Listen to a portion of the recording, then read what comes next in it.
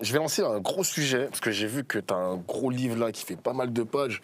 Tu étais sur le rapport, tu rédigeais un rapport justement avec ce député macroniste, ouais. C'est ça, oui, sur la légalisation du cannabis et je crois que c'est d'autres drogues, si je dis pas de bêtises. Alors, la légalisation du cannabis, la dépénalisation des autres drogues. Ok. Alors, tu dis que la politique actuelle sur les drogues ne marche pas. Ok, ça on l'entend bien. C'est quoi pour toi les signes les plus évidents de cet échec? C'est l'augmentation de la consommation. Ça, c'est un des points les plus flagrants. La consommation de cannabis, elle augmente. Il y a 50% de la population qui a déjà fumé du cannabis, donc une personne sur deux. Je suis pas dans les stats, c'est trop bien. On va essayer. Il y a probablement des gens dans cette pièce qui en ont déjà fumé, peut-être même beaucoup de gens. Mais la légalisation le cannabis, consommation qu'augmente, la cocaïne, consommation qu'augmente, okay. La MDMA, consommation qu'augmente, enfin bref, toutes les drogues, la consommation augmente, à part peut-être, je me souviens plus, mais peut-être l'héroïne, ça reste stable, il y a quelques drogues peut-être qui restent un peu stables, mais globalement, il y a une augmentation de la consommation de drogue à tel point qu'aujourd'hui, sur la cocaïne, par exemple, on est à 10% de la population qui a déjà consommé au moins une fois, la MDMA aussi 10% de la population. Okay. Pourtant, on a une politique qui est ultra répressive. Et politique répressive, augmentation de la consommation. Et après, si on va regarder dans soit d'autres drogues, genre l'alcool ou le tabac, qui sont légales, il y a une baisse de la consommation. Pourtant, c'est légal, mais il y a une baisse de la consommation. Et si on va regarder d'autres pays comme le Portugal, par exemple, le Portugal, ils ont dépénalisé. Alors, je vais après expliquer peut-être ce que c'est que la dépénalisation, parce que ça peut faire un peu peur, genre, oh là là, mon Dieu, vous allez autoriser les drogues et tout ça, c'est pas ça ce que ça veut dire. Mais le Portugal, ils ont fait une politique de dépénalisation, et ils ont eu une baisse de la consommation et ils ont un des taux de consommation de cocaïne, de MDMA et de cannabis qui est parmi les plus bas d'Europe. Okay. Pourtant, c'est une des politiques les moins répressives. Oui. Je sais pas, je me dis bon, il y a un truc qui est fait, ça marche pas. Il y a des trucs qui sont faits, ça marche. Qu'est-ce que je vais proposer entre les deux, tu vois? Voilà. Okay. Moi, j'avais une autre question aussi. Quand tu as commencé à bosser sur ce rapport, t'avais quoi en tête en fait? C'était quoi le but principal? D'amener le cannabis dans le débat ou pas? Parce que dans les médias, par exemple, t'as l'impression qu'en France, ça reste toujours un tabou, le délire de légaliser, dépénaliser, peu importe, mais t'as l'impression vraiment que c'est un tabou. On avait écouté récemment Bruno Retailleau et Darmanin, ils sont en mode non, c'est mort, on veut pas légaliser. J'ai l'impression que chaque année en France, ça revient ce débat. C'est ça, mais t'as littéralement raison, c'est-à-dire qu'il y avait eu un rapport il y a 2 ans qui était fait, ou 3 ans, qui était fait par des macronistes qui proposaient la légalisation du cannabis, ça avait fait de l'actu. De temps en temps, il y en a un qui dépose une proposition de loi pour dire il faut légaliser, ça fait de l'actu. Mais le débat lui-même, on n'arrive pas à avoir un vrai débat sur le sujet, et y compris un débat apaisé. Et c'est ça qui est dommage. Pourquoi justement? Pourquoi? Je pense parce que ça vient percuter des manières de faire qui sont trop anciennes pour que les gens ils puissent s'approprier réellement le débat. Et puis, il peut y avoir des formes de... Le débat, il est piégé parce que, tu vois, moi, par exemple, je ne suis pas pour consommer du cannabis. Enfin, à la limite, c'est peut-être une des drogues qui est les moins dangereuses par rapport à d'autres. Mais néanmoins, c'est pas vrai de dire que ça n'a pas d'effet, y compris sur la santé, notamment sur les plus jeunes. Les plus jeunes, quand ils consomment, ça peut y compris déclencher un certain nombre de questions psy sur la schizophrénie. Enfin, ça peut déclencher des pathologies associées au cerveau. Et quand je lui dis que je vais légaliser, il y a plein de gens qui entendent « Ah, mais en fait, ce que je vais faire, c'est qu'il y a plein de jeunes qui vont consommer, alors que sinon, ils n'auraient pas consommé. Ouais. » Mais sauf que moi, je pense l'inverse. Je pense que si on légalise, justement, ce qu'on permet, c'est qu'il y ait moins de jeunes qui consomment, que la consommation soit plus encadrée. Parce qu'un dealer, il ne va pas faire de la politique de prévention, il ne va pas te vendre du cannabis en disant « Attention, avant 25 ans, c'est pas une bonne idée. » Bah non, il s'en fout, il est content, il a vendu, donc c'est bien. Son objet, c'est pas de faire de la prévention, son objet, c'est de vendre. Et justement, c'est un peu ce qu'on dit dans le rapport, c'est que le système de vente de la drogue à l'heure actuelle, c'est un système qui est très capitaliste en fait, avec des très gros qui se font plein d'argent, et au bas de l'échelle, des petits qui en fait assument tous les coûts dans la société, c'est-à-dire ils sont pas payés excessivement cher, contrairement à ce que racontent Retailleau et compagnie. Et puis les risques professionnels, c'est la mort, en fait. C'est de se faire tuer, c'est de se faire torturer, c'est voilà, d'être menacé, d'être arrêté par la police. Enfin, c'est des risques professionnels assez forts. Donc quand les gens ils présentent en disant ah bah c'est super de vendre de la... Enfin, quand tu écoutes la télé, tu as l'impression qu'être dealer, c'est genre le métier de rêve. On se demande pourquoi les mecs ils font pas dealer si c'est le métier de rêve et que c'est de l'argent facile, tu vois. Bah, parce qu'évidemment, c'est pas puis y compris, c'est pas un métier. C'est pas un métier déjà, et puis tu vas pas revenir le soir chez toi en disant ah ça y est j'ai un nouveau métier, je suis dealer. Enfin c'est pas comme ça que ça se passe dans la vraie vie. Donc moi voilà, l'idée c'est essayer de regarder les choses de manière un peu objective et se dire bah, si on légalise, on encadre, on a des produits qui sont moins mauvais pour la santé, enfin qui sont en fait pas mauvais, où il n'y a pas des mauvais trucs qui peuvent être ajoutés dedans qui sont mauvais pour la santé. On fait rentrer l'argent dans les caisses de l'État plutôt que dans les poches des dealers. On libère des forces de police et de justice pour faire autre chose qu'aller taper les mecs en bas des tours ou les consommateurs. Et puis voilà, et en fait, les États qui ont mis en place ça, notamment le Québec par exemple, mais ils ont des bons résultats, ils ont une baisse de la consommation. Mais alors, excuse-moi. Non, vas-y, n'hésite pas à me couper parce que vraiment je suis un moulin à parole, donc vraiment n'hésite pas. Je suis habitué, le brouillard il m'a... Ah non, mais n'hésite pas, vraiment, tu coupes. Quand tu parles de légalisation, ça se passe comment? C'est avec un monopole d'État, c'est des entreprises privées? Est-ce que tu copies un modèle dans un pays? Par exemple, l'Allemagne aussi, ils ont légalisé. Complètement. Ben justement, ça, c'est la partie que je trouve la plus intéressante dans le rapport et qui n'a peut-être pas été beaucoup commentée dans la presse. Mais en fait, on est d'accord avec Mendes pour légaliser. On n'est pas d'accord sur le modèle. Ah, votre collègue, il est OK. Il est pour la légalisation. Okay. Ah oui, il est pour la légalisation, mais lui, il est libéral. Donc, il veut un modèle plutôt libéral. OK.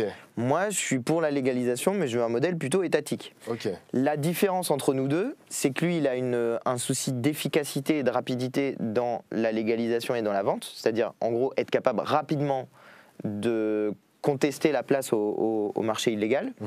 Moi, j'ai un souci qui va plus être celui de la santé publique dans le détail. Il le met comme priorité aussi, on est d'accord sur l'objectif de santé publique. Mais sur les autres pays, comment ça se passe? Alors, justement, un monopole d'État ou pas? Ça dépend. Ah, ça dépend. Ça dépend totalement. Et justement, c'est ça qui est intéressant, c'est que maintenant, il y a plein de pays qui ont légalisé. Si tu prends un pays comme l'Allemagne, par exemple, ils ont fait une légalisation avec ce qu'ils appellent des clubs cannabiques. Donc, c'est des gens qui peuvent s'associer pour faire pousser des plants de cannabis. Et en fait, c'est de l'autoproduction. Okay. Tu produis ton cannabis et c'est de l'autoproduction et tu restes dans un circuit voilà, associatif. Okay. Tu as un modèle comme le Québec, qui est moi le modèle que je choisis, où c'est monopole d'État. Alors tu as des licences pour la production agricole, parce que du coup aussi tu génères un secteur économique. Hein, et tu peux faire de l'agriculture, il y en a déjà d'ailleurs des gens qui produisent pour le cannabis thérapeutique. Mais donc moi mon modèle, c'est plutôt Québec, licence agricole, centralisation de grossistes d'État et distribution qui passerait par des structures d'État. Au Québec, ils appellent ça la Société québécoise du cannabis, SQDC, Société québécoise du cannabis. Et ils vendent que du cannabis à l'intérieur. Okay. Moi, je trouve que c'est un beau modèle, ça permet de faire de la prévention, ils arrivent à avoir une baisse de la consommation, ils ont une petite hausse, je peux expliquer aussi pourquoi ça fait des petites hausses, mais ils ont une petite hausse, maintenant ils ont une baisse de la consommation, ils sont en train d'en ouvrir un petit peu partout, ils font rentrer de l'argent dans les caisses de l'État, ils ont réussi à taper, je crois qu'ils en sont à 93% de la consommation qui passe par autre chose que le marché illégal. D'accord. Bah, quand même, c'est assez stylé. Et donc, on propose un modèle un peu hybride. Moi, ça, c'est Mendes qui m'a convaincu. Pour le coup, je n'étais pas convaincu au début. Mais où on autorise aussi les gens à avoir des plants chez eux. On limite, je crois que c'est 3 qu'on a mis ou 4, je me souviens plus combien on a mis, mais on limite le nombre de plants et l'idée c'est voilà, qu'il puisse y avoir aussi une autoproduction et que d'une certaine manière les gens s'ils veulent pas être dans une logique marchande, c'est ça qui m'intéressait aussi, ils peuvent. Voilà, moi je trouve que c'est une manière de faire qui est efficace et donc pour répondre en détail à tes questions, par exemple il y a des modèles de légalisation qui sont pas réussis. En Californie, si mes souvenirs sont bons, ils ont fait un modèle ultra libéral, ils ont une augmentation de la consommation. Pourquoi? Parce que les gens font de la pub pour le cannabis. Quand j'étais aux États-Unis, j'ai vu ça. Ah, mais et alors, en même temps, en critiquant cette pub pour le cannabis, moi, je critique la pub pour l'alcool en France. Et faire ce rapport, c'est un truc qui m'a fait prendre conscience d'à quel point la consommation d'alcool en France, elle est problématique. On consomme trop d'alcool en France, et de manière irrationnelle et déraisonnable, quoi. Et même moi, ça m'a fait prendre conscience de ma propre consommation d'alcool. J'ai énormément réduit ma consommation d'alcool en faisant ce rapport, parce que je me dis, c'est une des drogues les plus dangereuses. Pourtant, c'est une drogue légale. C'est une des drogues les plus dangereuses, qui a le plus d'effets peut-être sur le niveau de violence dans la société. Et tout le monde considère que c'est normal. Et je me suis dit, il y a peut-être un travail d'alerte aussi à faire sur ce sujet. Voilà. Ok. Alors, tes adversaires politiques, certains disent que de légaliser le cannabis, ce serait de baisser les bras face aux trafiquants. Ouais. C'est une victoire pour eux. Qu'est-ce que tu en penses? Qu'est-ce que tu en penses, toi? Est-ce que ce serait une victoire pour les trafiquants? Mais tu sais, il y a cette légende qui dit à chaque fois que, bon, s'ils vendent pas de cannabis, ils vont vendre forcément autre chose. Ouais. Ils vont pas forcément arrêter le marché, ils vont essayer d'aller... c'est des mecs qui réfléchissent quand même, ils vont aller ailleurs. Bien sûr. Alors, c'est un peu ce qui peut se passer, c'est-à-dire, si on légalise... Alors, l'idée que si on légalise, c'est une victoire des trafiquants, moi, je suis pas d'accord avec ça. Je pense qu'au contraire, c'est les taper au portefeuille. Enfin, je veux dire, la méthode, ils n'arrêtent pas, ils sont tous là en disant on va taper les trafiquants au portefeuille. Bah, tu veux les taper au portefeuille, légalise, et tu vas voir comment tu vas les taper au portefeuille. Tu vas prendre. C'est évalué à 80%, je crois, des revenus qui sont faits. Ouais. C'est autour de la question du cannabis, parce que c'est le truc qui est le plus en circulation. Okay. Donc, bah, déjà, tape ça et ça va faire de l'argent en moins. Donc, néanmoins, il peut y avoir effectivement un report d'une partie des trafiquants qui ne feraient que du cannabis vers d'autres drogues. Mais ceux qui ne font pas que du cannabis, en fait, ils vendent déjà d'autres drogues. Ils ont déjà des réseaux pour essayer de faire en sorte. Et ça va même plus loin. C'est qu'à l'heure actuelle, les trafiquants, ce qu'ils font, c'est qu'ils essayent de pousser à la consommation d'autres drogues, précisément parce qu'une drogue comme la cocaïne, par exemple, pour un même poids, pour 1 gramme, c'est vendu 6 fois plus cher. C'était à peu près à 10 € le gramme pour le cannabis, 60 € le gramme pour la cocaïne. Donc c'est vendu 6 fois plus cher et ça crée une dépendance qui est beaucoup plus forte. Bah, t'es dealer et t'en as rien à faire de la question de la santé publique par force des choses. Si tu vends des trucs qui sont mauvais pour la santé, t'en as rien à faire de la question. Donc si t'es dealer, t'as tout intérêt à faire en sorte que les gens ils passent à d'autres consommations. Donc en réalité, ce qui se produit, c'est que c'est à l'heure actuelle que le système tel qu'il est fait pousse les gens petit à petit à aller vers d'autres consommations parce que les dealers font des offres promotionnelles. C'est lunaire, hein. C'est genre vas-y, je te mets un petit truc en plus, tu goûtes. C'est un produit d'appel comme Leclerc, Carrefour. Mais exactement pareil. Ah ouais, okay. Non mais c'est exactement pareil. Donc il peut y avoir, on peut te pousser à d'autres consommations. Or, si tu es dans un magasin d'État où on vend que du cannabis, en plus encadré en disant attention, c'est mauvais pour la santé si avant 25 ans, attention, votre consommation, etc. Ben, moi, je préfère le magasin d'État. Ça évite de passer à d'autres consommations. Ça évite ce qu'on appelle les consommations croisées. Donc, il peut y avoir un report vers d'autres drogues des dealers. Ça, je ne le nie pas. Il peut y avoir, par ailleurs, à l'intérieur de la vente de cannabis, une forme de durcissement, c'est-à-dire un taux de THC, un taux de substance active qui va être plus fort, des choses comme ça. Mais justement, tout l'enjeu et toute la difficulté, c'est pour ça qu'on dit que c'est pas facile de faire une légalisation réussie. Tout l'enjeu, c'est assécher le marché illégal et faire en sorte de le faire rentrer dans le secteur étatique. Ils vont pas vous laisser faire les trafiquants. Bah non. J'ai vu, c'était hier ou avant-hier. Il y a des prisons attaquées simultanément. Ouais, c'est dingue. C'est dingue, mais qu'est-ce qui se passe? C'est quoi la France de Macron là? Maintenant on accepte ça. Qu'est-ce que c'est que ce bordel? Complètement dingue. Et alors c'est de fou ça. Personne ne sait en plus d'où ça sort. Alors il y a plusieurs. Ça accuse l'ultra gauche, j'ai vu. Ça accuse les trafiquants. C'est toujours plus ou moins de notre faute de toute façon dès qu'il se passe quelque chose. Mais donc ça accuse l'ultra gauche. Parce qu'ils disent qu'ils ont fait des tags. Alors l'idée suivant laquelle ça pourrait être l'ultra-gauche, c'est il y a des tags avec écrit DDPF. C'est ça. Et ils disent que c'est pour droit des prisonniers français. Bon, je ne sais pas. Ça accuse les narcotrafiquants. Et globalement, tout ça intervient après le passage à l'Assemblée d'une loi sur le narcotrafic. Nous, on était contre, on a voté contre, on considérait que c'était une mauvaise loi. C'est une mauvaise idée de mettre les gros trafiquants dans une même prison. C'est débile. Enfin, vraiment, je suis désolé de le dire aussi crûment, mais c'est stupide. Et en plus, faut voir les raisons pour lesquelles ils disent ça. C'est-à-dire, ils disent, oui, il faut des prisons dans lesquelles on met les très grands trafiquants, parce que comme ça, on va les isoler du reste de la société, et ils ne pourront plus communiquer avec l'extérieur. Déjà, c'est pas vrai si jamais on respecte le droit à l'heure actuelle, il n'y a aucune manière de totalement isoler une prison, sinon ça serait littéralement juste irrespectueux des droits de l'homme. Donc il y a toujours un moyen de faire passer des informations, d'écrire des courriers, de faire des choses, etc. Ouais. Mais ce qu'ils disent derrière ça, c'est pas normal que les dealers continuent leur trafic en prison, voire continuent des assassinats, parce que ça c'est vrai que c'est arrivé, continuent des assassinats avec des téléphones portables qui normalement ne devraient pas être en prison. Ouais. Et personne s'arrête sur le qui normalement ne devrait pas être en prison. Bah oui, c'est peut-être là la question qu'il faut se poser, c'est pourquoi il y en a en prison des téléphones. Et si tu remontes le fil, il y a plusieurs raisons. Déjà parce que, le système carcéral, il est tellement dur qu'en fait, c'est très difficile de tenir sans un certain nombre de choses qui ne devraient pas être dans la prison si on respectait vraiment le cadre légal, mais qui y sont, petit 1. Petit 2, il y a des questions de corruption qui peuvent intervenir.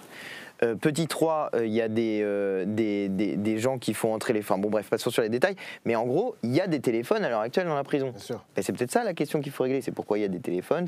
Et donc faire des prisons ultra sécurisées, comme ils disent, en réalité c'est pour faire des prisons qui sont dures. Et il y a une idée derrière. Ouais. Je vais te dire c'est quoi l'idée, à mon avis. Parce que nous on l'a soupçonné, Darmanin, de faire ça pour ça. Mais il ne l'a pas dit. C'est qu'il y a un autre truc dans le projet de loi qui est ce qu'on appelle le statut des repentis. Okay. Le statut des repentis, c'est en gros une personne qui a participé au trafic, qui a commis des actes criminels ou délictuels. Elle va négocier une réduction de peine en échange d'informations pour faire tomber d'autres dealers. Okay. En gros, on appelle ça les coopérateurs de justice ou les... voilà. Les indiques, mais t'es repenti, c'est-à-dire faut t'avouer moitié pardonné. Okay. Là, en l'occurrence, on a même poussé, nous, pour ça, et on a réussi à avoir, faut t'avouer, 2 tiers pardonnés. Parce que pour que le statut soit intéressant, pour qu'il y ait des gens qui aient effectivement envie de participer, il faut que la réduction de peine soit intéressante. Ils ont un salaire, c'est... Non, ils n'ont pas de salaire. Ah, okay. Mais juste, ils sont condamnés, par exemple, à 15 ans de prison. Bah, au lieu d'être à 15 ans de prison, ils font que 5. C'est ça que tu négocies. Tu négocies une énorme réduction de peine. Et sur le plan moral, ça peut poser des questions. Mais moi, je suis pour l'efficacité dans l'action. Et l'efficacité dans l'action, c'est s'il y a une personne qui va être condamné à de la prison, à beaucoup d'années de prison, qui est prête à lâcher quelqu'un qui tient tout un réseau de trafic et qui tue des gens, qui torture des gens, etc. Moi, je suis pour qu'on arrête celui qui est là et pour que celui-ci, eh bien, on lui réduise sa peine. Oui, je suis pour ce système-là. Et on a réussi, nous, à convaincre d'aller plus loin que ce qui était prévu initialement. Donc, je suis assez content. Ça, c'est une des victoires qu'on a obtenues à l'Assemblée. Mais du coup, si jamais tu as des prisons qui sont méga dures, ouais. Bah, tu pousses les gens à entrer dans le statut de repenti. C'est ça l'idée de Darmanin qui est derrière. C'est d'une certaine manière ce que quelques-uns appellent la torture blanche. Tu vas mettre les gens dans des prisons aseptisées, dans lesquelles ils n'ont pas de contact avec l'extérieur, un minimum de contact, dans lesquelles c'est très dur, dans lesquelles ils sont très isolés, et tu les fais craquer psychologiquement pour qu'à la fin, ils te cèdent des informations. Et puis par ailleurs, moi j'ai dit, et j'ai jamais eu de réponse de Darmanin sur le sujet, qu'il y avait un risque supplémentaire. Tu concentres au même endroit des gens qui ont des capacités corruptives extrêmement fortes. Corruptives dans 2 sens, l'argent et la menace. Et donc tu vas foutre des personnels pénitentiaires là-dedans chargés de surveiller. Et ils sont censés faire ça et lutter contre la corruption à l'intérieur de la prison. Il y a certaines règles qui sont mises en place. D'accord, mais à l'extérieur, en fait, il se passe quoi ? Quand la personne qui travaille dans la prison, elle rentre chez elle, et que là, elle retrouve sa famille. Qu'est-ce qui se passe ? Comment on s'assure de sa sécurité ? Et si jamais il y a un trafiquant qui arrive à faire en sorte de surveiller une partie des trajets, et qui ensuite est capable de dire « Ah, toi, t'habites là, ton fils ou ta fille va à telle école, et ben si jamais tu veux que ton fils ou ta fille reste en vie, t'as intérêt à faire ça ou à faire passer ce téléphone à l'intérieur de la prison ou à faire mais ça. » après, je passe pas pour le défendre, hein, je suis pas là pour faire l'avocat de Darmanin, mais peut-être qu'il copie aussi le modèle américain. Parce qu'il me semble qu'il y a des prisons comme ça aux États-Unis où les plus grands criminels, peu importe leur statut, bah, tu les regroupes dans une même prison. Alors, un peu. Il fait la même chose. Et son modèle, c'est le modèle italien. Ah, italien, okay. Italien, parce que les Italiens, ils ont eu à lutter contre la mafia. Okay. Ils ont mis c'est eux qui ont mis en place un statut des repentis très efficace. Tu vois, je crois qu'ils ont 1000 personnes qui est dans le statut de repentis. Okay. Nous, on en est, si mes souvenirs sont bons, à une 50aine de personnes. Donc, c'est rien du tout. Ça existe déjà, mais c'est sous-employé. Et c'est un peu ça son modèle. Et son modèle, c'est l'Italie. Et l'Italie, de fait, ils ont fait des prisons extrêmement dures et dans lesquelles ils ont beaucoup isolé, mais où aussi ça a cet impact sur le statut de repenti.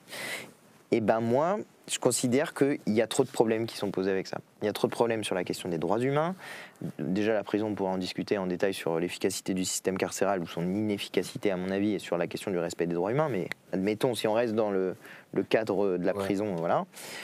La question des droits humains, la question de la sécurité des personnels, la question de, effectivement, est-ce que ça va permettre de répondre aux enjeux. Moi, je ne suis pas convaincu. Je trouve qu'on y perd trop. Puis, il y a un truc philosophique derrière, c'est qu'ils n'arrêtent pas de dire il faut qu'on se mette à armes égales avec les trafiquants. Bah pardon, mais moi j'ai pas envie de me mettre à armes égales avec quelqu'un qui torture. J'ai pas envie. Je trouve que c'est pas notre rôle. Si jamais on a un tant soit peu, quand on parle de la République ou de ces choses-là, que ça veut un tant soit peu dire quelque chose pour nous, bah on doit se mettre à la hauteur de l'idéal que ça porte. Et l'idéal, c'est le respect des droits de l'homme et réussir à faire les choses dans ce cadre-là. Moi je trouve qu'on est sorti de ce cadre-là. Ok. Oh, bien, j'aime bien. Ça rentre dans ma tête. On retourne sur le rapport vite fait. Ouais. Alors, tu l'as rédigé avec un député Renaissance. C'est pas souvent qu'on voit une collaboration France Insoumise Renaissance. Comment ça s'est passé? Genre, je sais pas moi, le rendez-vous, ça c'est. D'ailleurs, comment t'as fait en sorte de travailler avec lui? C'est un tirage au sort? Ah bah alors, hyper bonne question, parce que j'en ai eu 3 en fait des rapporteurs. Mais moi, il m'est arrivé un truc de zinzin. Hein. Je sais pas si j'ai pas de chance ou de la chance, mais normalement ça dure 6 mois une mission d'information. Ça s'appelle une mission d'information. Donc en gros, c'est créé par ma commission, la commission des lois, ou une commission de l'Assemblée permanente. Et en gros, ils disent bon bah pendant 6 mois, vous avez bossé sur tel sujet.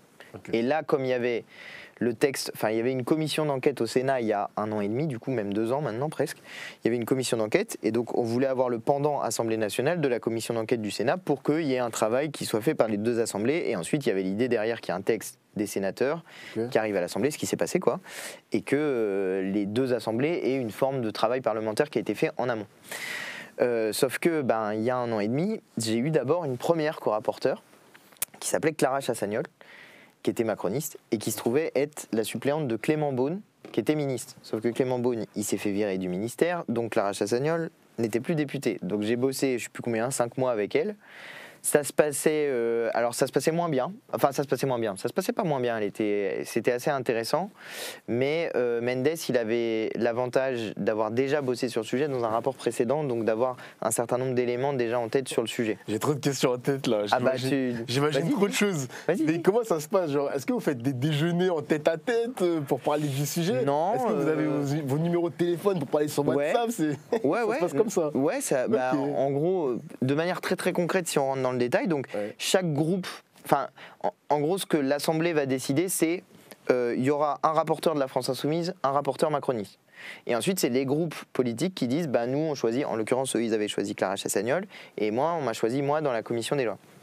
Donc ça commence comme ça. Ensuite, l'Assemblée, pour ce type de mission, nous met à disposition des équipes de l'Assemblée, en plus de nos équipes à nous. Il y a ce qu'on appelle des administrateurs. En l'occurrence, moi, c'était des administratrices qui ont fait un travail remarquable. Je ne sais pas si elles nous écoutent, mais alors vraiment bravo.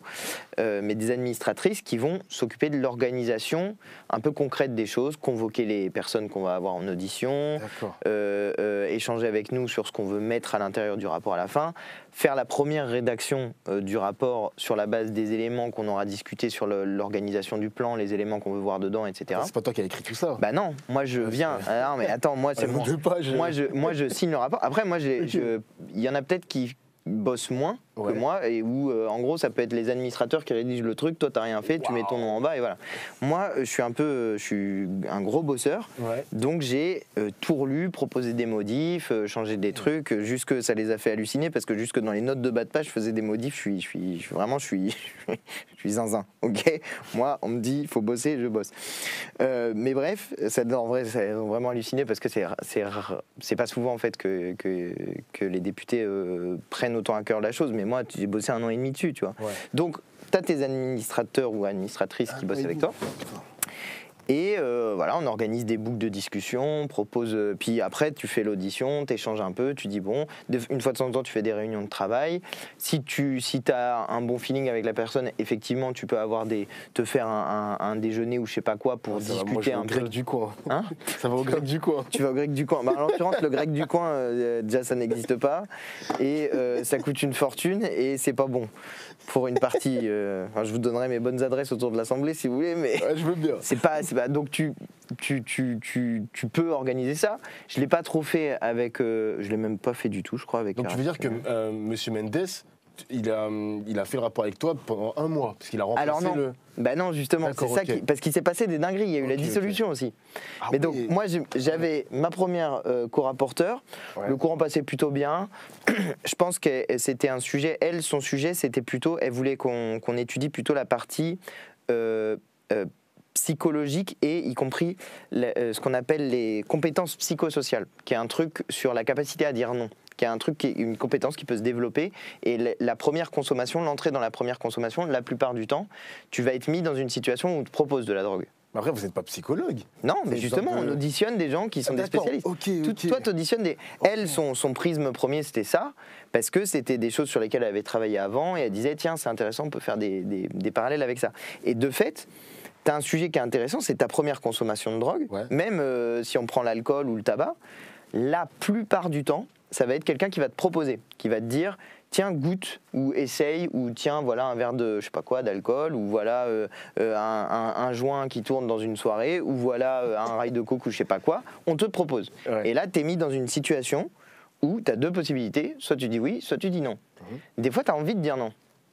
Mais tu es dans un groupe et il y a une pression du groupe qui peut s'exercer. Ouais. Bah, il y a l'effet du groupe, t'es dans la soirée, t'as pas envie de dire non parce que tout le monde a essayé, mais en même temps t'as pas envie forcément d'essayer. Et ben ça, le renforcement ce qu'on appelle des compétences psychosociales, c'est un des éléments de la lutte effective contre l'entrée dans la consommation. Et moi je trouve que c'est hyper intéressant comme sujet en fait, d'apprendre aux gens à dire non sur la question de la consommation de stupéfiants. C'est génial comme sujet. Et t'as eu des médecins en commission. On a eu des médecins. Comment ça se passe, genre Bah, excusez-moi, je suis. Non, vas-y, c'est trop bien. Je pense qu'il y a plein de gens. Je sais pas, j'ai pas le chat, mais je pense que ça intéresse les gens. Quand tu les commissionnes, ouais. Ça, ouais, c'est ça. Quand tu les auditionnes, on dit. Auditionne, pardon. Mais ça va, tu les commissionnes. Quand tu les auditionnes, c'est quoi en amont, tu prends un coup de téléphone, tu vas sur Doctolib, tu vas y marquer.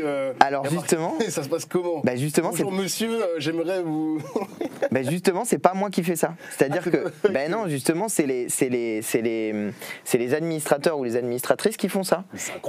Ils te proposent des. Alors, vraiment sur Doctolib, premier degré, genre. Bah ils vont pas, en l'occurrence, ils vont pas sur Doctolib, ils font une recherche. Nous, en gros, on va dire bon bah voilà, ça, on trouve que ça serait un sujet intéressant à creuser. Okay. Soit moi, par exemple, j'ai des gens à auditionner que je connais ou dont j'ai entendu parler, j'ai lu un article, je sais pas quoi, donc je propose des noms. Soit l'autre personne avec qui tu travailles propose des noms. Soit tu dis aux administrateurs, on aimerait bien étudier ce sujet. Okay. Dites-nous qui c'est les spécialistes de la question et convoquez-les. Et voilà. C'est génial, mais c'est génial. Backstage de l'Assemblée nationale. C'est génial. Enfin vraiment, si t'aimes, enfin j'ai vraiment beaucoup de chance de faire ça parce que c'est ce que je disais, mais je suis assez bosseur. Ouais. Et j'aime bien, moi, de découvrir des sujets. Des fois, je vais me passionner pour des trucs. Enfin, j'ai la pauvre Suline qui bosse avec moi. Des fois, je sors des dingues. Je dis, viens, on va chercher, je sais pas quoi. Ah là là, l'histoire de machin chouette au 19e siècle. Allez, c'est parti. On fait des fiches. Ouais, youpi. J'ai mes sujets. D'un coup, je me réveille comme ça. Je me dis, tiens, ça serait vachement intéressant d'aller creuser ce micro-truc dans l'histoire. Et après, en fait, tu tires les fils et tu dis, ah, bah, dis donc, c'est vachement intéressant. Ça amène à d'autres sujets. Mais là, c'est le rêve. Tu dis, waouh, il y a un sujet, tu peux le prendre par le bout que tu as envie. Et le seul truc, si, c'est ça qui va t'intéresser, je pense le plus dans la mécanique, le seul truc, c'est qu'il faut que les deux soient d'accord. Okay. Et justement, mon deuxième co-rapporteur, après Clara Chassagnol, donc, partie Clara Chassagnol, deuxième co-rapporteur, Éric Pouillat. Et alors là, waouh, c'était pas la même ambiance. Mais alors vraiment pas du tout la même ambiance. Toujours un macroniste. Toujours un macroniste. Okay. Et Éric Pouillat, c'est l'un des inventeurs des amendes forfaitaires délictuelles. C'est-à-dire le truc qu'ils ont inventé pour mettre des amendes quand tu consommes de la drogue. Ok, ah, j'ai entendu parler de ça. Ah, c'est qui est derrière ça. Ok. Voilà. Donc pas la même ambiance, tu vois. Ambiance de fou. Quand moi je viens et que je dis j'ai envie de discuter de la question de la pénalisation des consommateurs et de l'efficacité de ça, lui il est en mode tu touches pas les amendes, tu vois. Ah, ouais. Donc on n'était pas d'accord du tout. Ce qui fait qu'à un moment donné, ça s'est même monté un peu dans les tours parce qu'ils ne voulaient même pas qu'on parle de la question de la prévention. Et je dis, mais au bout d'un moment, ça va, tu vois, moi ça fait un an que, du coup j'en ai été à 1 an, ça fait 1 an que je bosse dessus, si on va parler de la question de la prévention. Et là, bam, dissolution. Tu vois, c'est là, genre, vas-y, allez, un deuxième.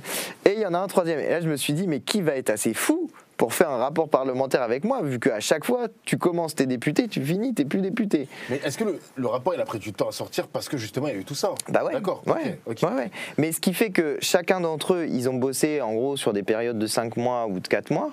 Mais moi, au début, je me suis engagé à faire un rapport, j'étais censé bosser 6 mois dessus. Et tu vois, quand tu penses ton mandat, tu dis, ben, telle période, je vais faire ça, et puis ensuite, on va passer à une autre période, je vais faire autre chose après, etc. Oh, gars, moi j'avais prévu mon mandat, on fait 6 mois sur le trafic de stupéfiants. Pourquoi c'est intéressant? Parce que ça permet d'avoir des propositions, des positions de la France Insoumise qui creusent un peu par rapport au programme, qui vont un petit peu plus loin. Par exemple, la dépénalisation, c'est pas dans le programme de la France Insoumise. La France Insoumise ne défend pas cette proposition-là. C'est une proposition que je défends personnellement, en accord avec le secteur du programme. Quoi. Non, je suis pas isolé, c'est pas forcément isolé. Je porte une position en accord avec un député macroniste, en discussion avec le programme pour dire est-ce que ça va pas trop loin comme proposition, est-ce que ça ne dérange pas que je fasse cette proposition-là? Non, pas de problème. On peut. Ce qui aussi est une manière je trouve, de mettre en pièce l'idée qu'à la France Insoumise on pourrait pas avoir de débat ou je sais pas quoi, qui est souvent dite à l'extérieur, mais en fait, si, justement, là, je fais une proposition qui n'est pas dans notre programme, qui va plus loin, c'est une proposition personnelle, je la fais en accord. C'est peut-être aussi ça qui est différent, mais je la fais en accord en disant, voilà, c'est une position que je vais défendre personnellement, j'essaie de la porter dans la société parce que je considère qu'elle est utile, et en même temps, je comprends qu'on puisse ne pas être d'accord avec ça, parce que c'est tellement iconoclaste par rapport à ce qui est fait à l'heure actuelle, que c'est pas étonnant que ça provoque un peu des réactions. Mais voilà, et donc j'en ai eu 3 à la suite. Et pour revenir sur ce rapport, ça t'a donné de l'espoir pour faire avancer les choses ou pas? Hyper. Alors pour le coup, je suis hyper optimiste sur ce sujet. Tu penses que ça va être une proposition dans ce gouvernement? Pas du tout, pas du tout. Non, c'est impossible. Non. C'est vrai, François Bayrou, il fait pas grand-chose. Pas du tout, non, sur ce sujet, non. Pas du tout, mais je pense qu'en fait, il y a un mouvement historique qui est en train d'avoir lieu, et c'est justement peut-être la question des stupéfiants, de la drogue d'une manière générale, c'est peut-être un bout par lequel prendre la question de l'extrême droitisation de la société, qui est assez intéressant en soi. Parce que, d'une certaine manière, les propositions que je défends, on pourrait dire qu'elles sont peut-être encore plus à gauche que ce que défendrait la France Insoumise. Si on essayait de les latéraliser gauche-droite, proposer la légalisation, c'est plutôt perçu comme étant de gauche. Pourtant, il y a des gens de droite qui la défendent. Et la dépénalisation, pour le coup, c'est vraiment un truc qui va être très, très à gauche. Alors, tu nous as dit que tu allais expliquer la différence. Oui, c'est vrai que je n'ai pas expliqué. Alors, j'explique cette partie-là. Donc, légalisation, ça veut dire que c'est comme n'importe quel je fume et personne m'embête. Alors, il peut y avoir différents modèles. Moi, j'avais proposé qu'on applique le même modèle que pour le tabac. Mais par exemple, Mendes, il n'est pas d'accord avec ça. Il est plus rigide que moi sur ça. Lui, il est pour que ça soit dans des espaces réservés dans lesquels on fume du cannabis. Pour qu'en gros, il ne puisse pas y avoir une mise au contact du cannabis de personnes dans la rue, par exemple. Okay. Moi, je trouve qu'il y a une forme d'hypocrisie vis-à-vis de ça, et je pense que en fait la règle ne sera pas appliquée et qu'il vaut mieux mettre en place dès le départ une règle qui est similaire à celle du tabac. Tu fumes pas dans un lieu fermé, tu fumes pas sur le lieu de travail, tu fumes pas dans un bar, tu fumes pas je sais pas quoi, mais que dans la rue tu tolères une forme de consommation, et puis mais sans que ça veut pas dire que tu supprimes toutes les règles qui sont associées à la consommation de cannabis. Ça veut pas dire que par exemple tu as le droit de je sais pas quoi de consommer du cannabis et de prendre ta voiture. Bien sûr que non, ça veut pas dire ça. Ça veut juste dire qu'il y a un système de vente légal qui est organisé, et il y a un système de consommation légal avec un cadre qui est organisé aussi, avec y compris des taux de THC que tu peux définir légalement, etc. Bon, ça c'est légalisation. Dépénalisation, ça veut dire que par rapport à ce qui est fait à l'heure actuelle, où en gros si jamais je te prends avec un gramme de cocaïne dans la poche, ce qui va être fait, c'est que soit on va te mettre une amende, et en gros directement te mettre ces fameuses amendes forfaitaires délictuelles, soit on peut potentiellement te rediriger carrément vers un système tribunal, etc. En réalité, c'est plus fait, la partie tribunal, et justement, c'est une des choses qu'on montre dans le rapport, c'est qu'avant, quand on envoyait les gens au tribunal, ce qui ressortait, ce n'est pas forcément que les gens étaient punis, c'est que ils étaient redirigés vers ce qu'on appelle des compositions pénales et notamment vers des structures de soins et de prévention. Et en fait, ces amendes forfaitaires, ce qu'elles ont fait, c'est qu'elles ont fait baisser le nombre de personnes qui vont dans des structures de type soins, prévention. Et d'une certaine manière, c'est inefficace aussi pour faire baisser la consommation. Parce que tu as l'amende, tu la payes, tu recommences. Enfin, combien l'amende? Je crois que il me semble que c'est 200 €, un truc comme ça. Ah non, mais ça fait pas plaisir de te prendre l'amende. Hein. Ça fait pas plaisir de te prendre l'amende. Mais en même temps, quand tu as payé ton gramme de cocaïne 60 €, ben oui, ça pique, mais enfin ça fait quelques grammes en moins. Mais si t'es prêt. Tu connais bien le sujet. J'ai bossé 1 an et demi dessus. Oui, c'est ça. Genre l'astrophysicien, il est devenu calé sur la consommation de. Je suis devenu chimiste en fait. Mais ouais. Okay. Non, ouais. Pour conclure ce gros dossier, vas-y, dis-moi. Non, sur pénalisation, pour finir, je te trouve avec 1 gramme de cocaïne. Donc nous, on a mis une limite qui est 3 grammes. On a dit c'est 3 grammes la limite, ce qui est déjà beaucoup en réalité. Hein, ça va, c'est beaucoup 3 grammes. Je vois pas ça représente. C'est tout petit, enfin, ça représente pas une grosse quantité, mais c'est déjà beaucoup en termes de quantité de drogue, ce que ça peut représenter. Mais l'idée, c'est que tu sois à un niveau, tu mettes une limite un peu large pour que si une personne a en fait un petit peu plus d'1 gramme, elle soit pas pénalisée à ce moment-là, et que si jamais par contre tu es au-delà, ça permet de pénaliser en gros pour trafic. Si jamais tu as plus, on va considérer que ça va être pour revendre, y compris à l'intérieur d'une boîte ou d'une soirée ou je sais pas quoi. Mais si jamais je te trouve avec ton gramme de drogue, qui reste illégal. Hein. La dépénalisation, c'est pas rendre les drogues légales, contrairement à ce que racontent des gens comme Roteo.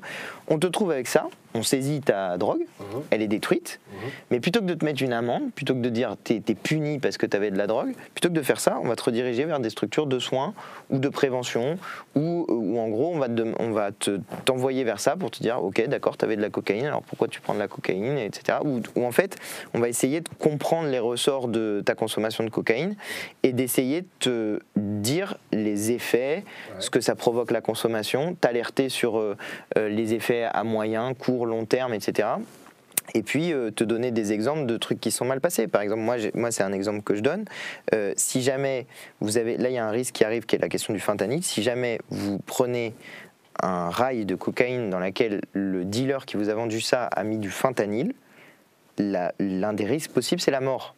Et les gens ils sont pas au courant de ça. Quand le clip de Roteo qui présente la consommation de cocaïne où il y a des doudous qui brûlent, je sais pas si vous l'avez vu. Ah si, j'ai vu ça, c'est financé par l'argent de la drogue en plus. Voilà, c'est genre ça, tu aides les dealers. Bah d'accord, les gens ils sont au courant du fait qu'ils financent le narcotrafic en achetant de la drogue.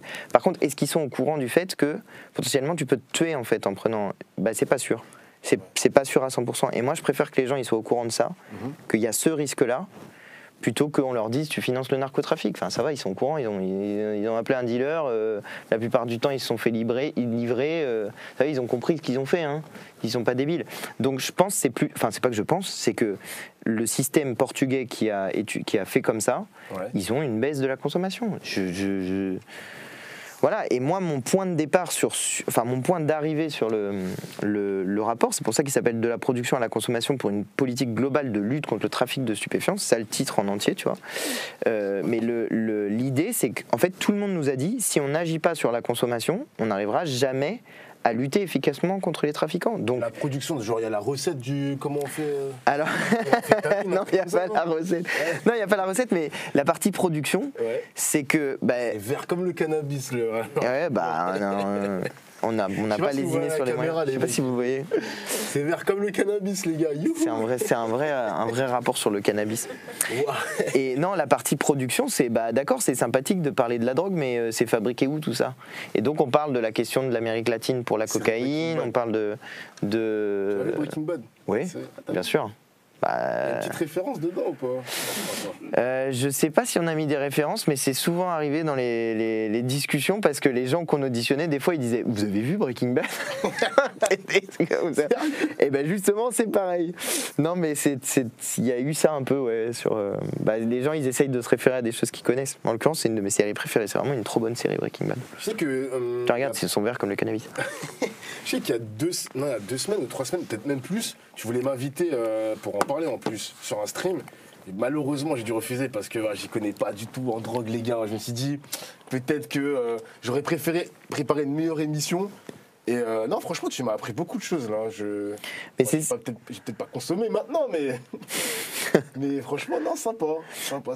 T'as dû apprendre tellement de trucs. J'ai appris énormément de choses. Je pensais même pas, par exemple, la dépénalisation, j'étais pas pour.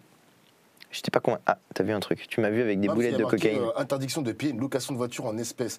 La possibilité pour les maires d'être informés des suites judiciaires. Ouais. Des affaires liées. Moi, j'ai dit que j'étais pas d'accord avec ça. Ah, Je crois. Non, ça, c'était une recommandation. Attends, mais Mendes. dans tous les trucs, les articles, là, t'es d'accord à 80%?